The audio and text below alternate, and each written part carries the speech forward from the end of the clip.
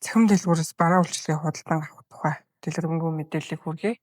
Бид нэр төрийн худалдаа авах ажиллагааны тендер зохиолын цахим систем рүү бид нар нэвтэрч орох шаардлагатай байгаа.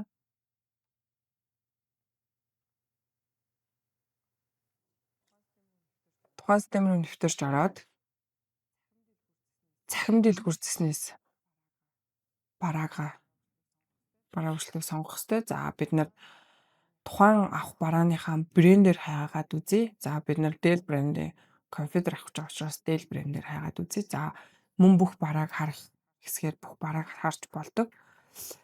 За Dell гэд брендээр хайснаар Dell брендийн бүх компьютерийн мэдээлэл гарч ирж байна. За бидний одоо авах гэж байгаа үзүүлэлтэнд таарсан дэр компьютер дээр бид нар тухайн компьютероо сонгоод тэгээд захиалга хийх ёстой байгаа. За бид нар Dell Pro 14 Ultra Pro гэдэг компьютерийг сонгож байна. За тухайн компьютерийн үзүүлэлтүүдийг бид нар дэлгэрэнгүй танилцаад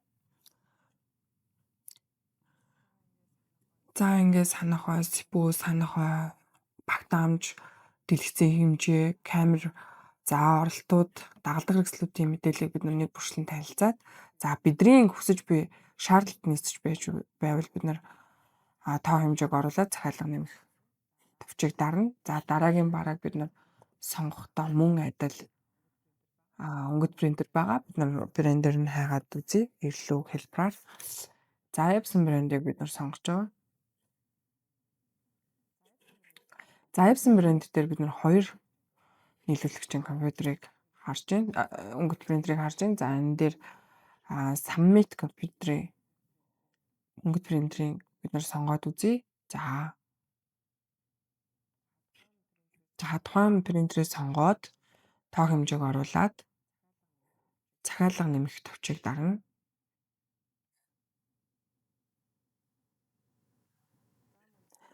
За мөн тухайн барааны дэлгэрэнгүй мэдээллийг бид нар эндээс нь харж болох нь. За ингээд захиалга нэмснээр бид нар энэ доор үүсч байгаа энэ сагс руугаа ороод бараануудынхаа мэдээллийг харж байгаа нь. За ингээд захиалга хийх, бараа хийж дууссан бол захиалга хийх төвчийг бид нар дарна.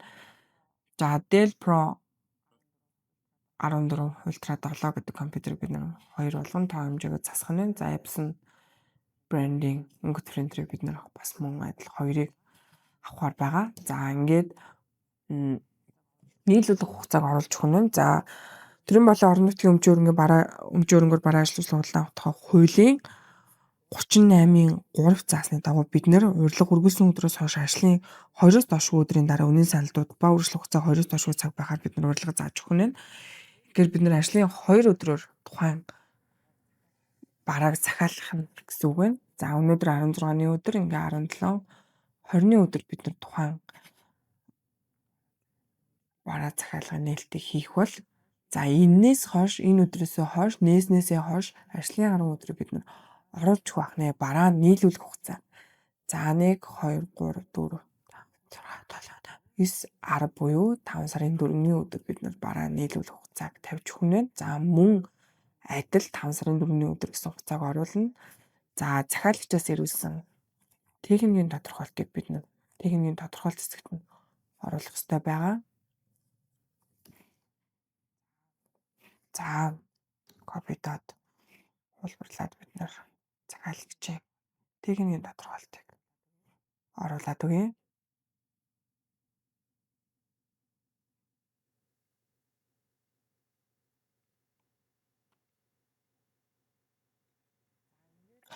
За ингээд техникийн тодорхойлт бараа нийлүүлэх хугацаа тоо хэмжээг оруулж өгснөөр бид нэр захиалга хийх хэсгийг дарах хэрэгтэй байгаа. За ингээд дараагийн алхам бол баталгаажуулах алхам байгаа. За Dell Pro Ultra 7-г хойшгээр за Epson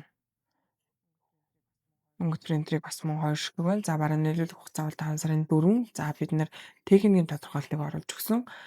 За тухайн бараануудад нийлүүлэх боломжтой компаниуд нь болохоор Summit Computers, IT Zone, за өнгөт принтер дээр Summit Computers, Fetri гэдэг компаниуд байгаа юм байна. За ингээд санал хүлээн авах өгнөө бид нар ажлын 2 хоног буюу за 1 сарын 4 сарын 20-ноор оруулж өгөх юм байна. За 4 сарын 20-ны 10 цаг хүртэл бид нар саналыг хүлээн аваад ингээд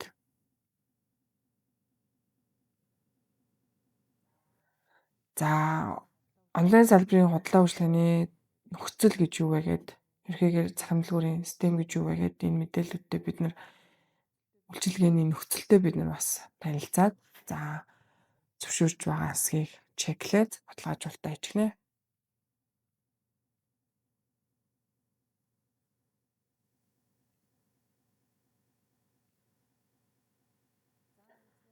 За ингэснээр 3 дугаар алхам буюу захиалгын жагсаалт хэсэг дээр бидний захиалга амжилттай бүртгэлээ.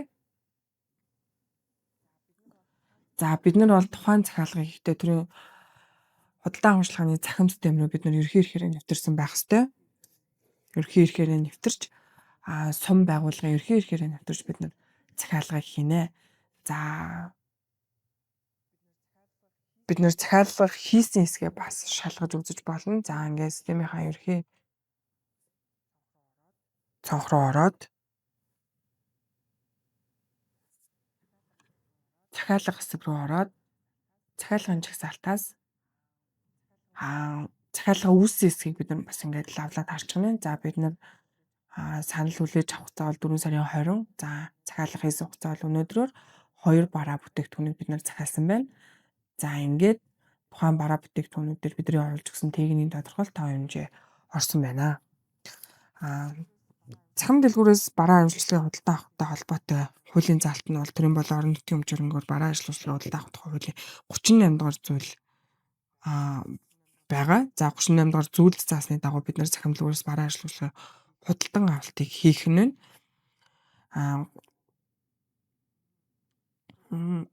хуулийн 38-ын 4 заасны дагуу заасан журмын дагуу зохион байгуулагдсан үнийн санал дуудах ажиллагааг хаагдахад ихэн дэрвэлсэн үнийн санал ирүүлсэн гүйцэтгэгчтэй захиалагч гэрээ байгуулгана. За хуулийн 38-ын 5-д захим дэлгүүрт нэг гүйцэтгэгч байгаа эсвэл үнийн санал дуудахад үнийн санал ирээгүй бол захиалагч захим дэлгүүрт бүртгэгдсэн хамгийн бага үнийн санал бүхий бараа үйлчлэгийг худалдан авч болно гэж заасан байгаа. Ийхүү бид нар захим дэлгүүрээс барааг захиалах нь байна. Бараа үйлчилгээг захиалж болох нь.